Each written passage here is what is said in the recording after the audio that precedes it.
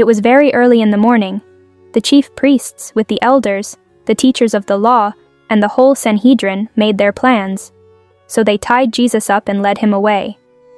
Then they handed him over to Pilate. "Are you the king of the Jews?" asked Pilate. "You have said so," Jesus replied. The chief priests brought many charges against him. So Pilate asked him again, "Aren't you going to answer? See how many things they charge you with." But Jesus still did not reply. Pilate was amazed. It was the usual practice at the Passover feast to let one prisoner go free. The people could choose the one they wanted. A man named Barabbas was in prison. He was there with some other people who had fought against the country's rulers. They had committed murder while they were fighting against the rulers. The crowd came up and asked Pilate to do for them what he usually did. "Do you want me to let the king of the Jews go free?" asked Pilate. He knew that the chief priests had handed Jesus over to him because they wanted to get their own way. But the chief priests stirred up the crowd, so the crowd asked Pilate to let Barabbas go free instead. "Then what should I do with the one you call the King of the Jews?" Pilate asked them. "Crucify him," the crowd shouted. "Why? What wrong has he done?" asked Pilate, but they shouted even louder, "Crucify him." Pilate wanted to satisfy the crowd, so he let Barabbas go free. He ordered that Jesus be whipped, then he handed him over to be nailed to a cross. The soldiers led Jesus away into the palace. It was called the Praetorium. They called together the whole company of soldiers. The soldiers put a purple robe on Jesus. Then they twisted thorns together to make a crown. They placed it on his head. They began to call out to him, "We honor you, King of the Jews." Again and again they hit him on the head with a stick. They spit on him. They fell on their knees and pretended to honor him. After they had made fun of him, they took off the purple robe. They put his own clothes back on him. Then they led him out to nail him to a cross. A man named Simon was passing by. He was from Cyrene. He was the father of Alexander and Rufus. Simon was on his way in from the country. The soldiers forced him to carry the cross. They brought Jesus to the place called Golgotha. The word Golgotha means the place of the skull. Then they gave him wine mixed with spices, but he did not take it. They nailed him to the cross. Then they divided up his clothes. They cast lots to see what each of them would get.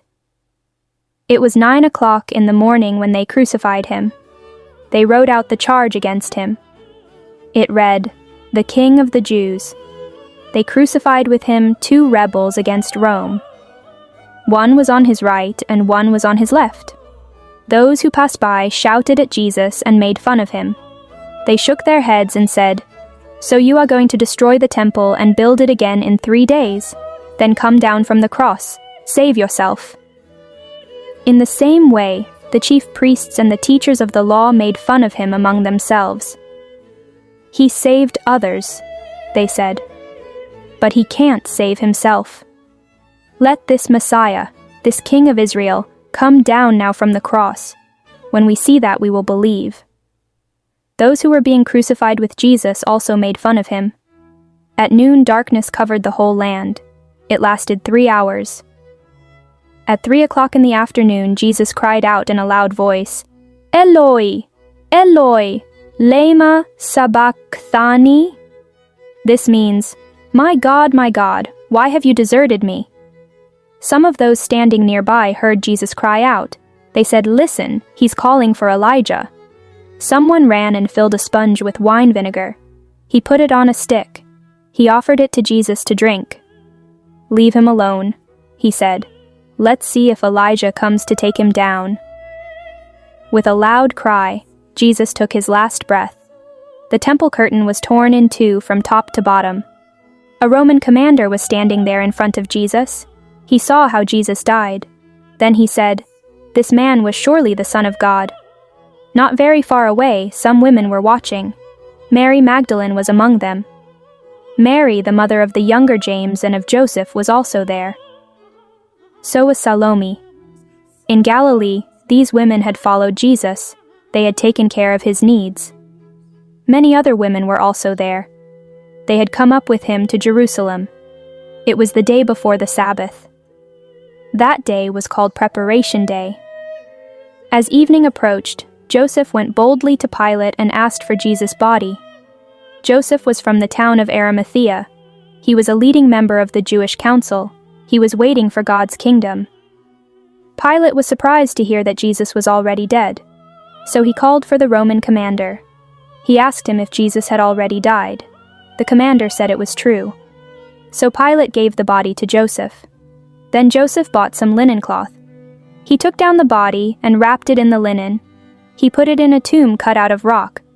Then he rolled a stone against the entrance to the tomb. Mary Magdalene and Mary, the mother of Joseph, saw where Jesus' body had been placed.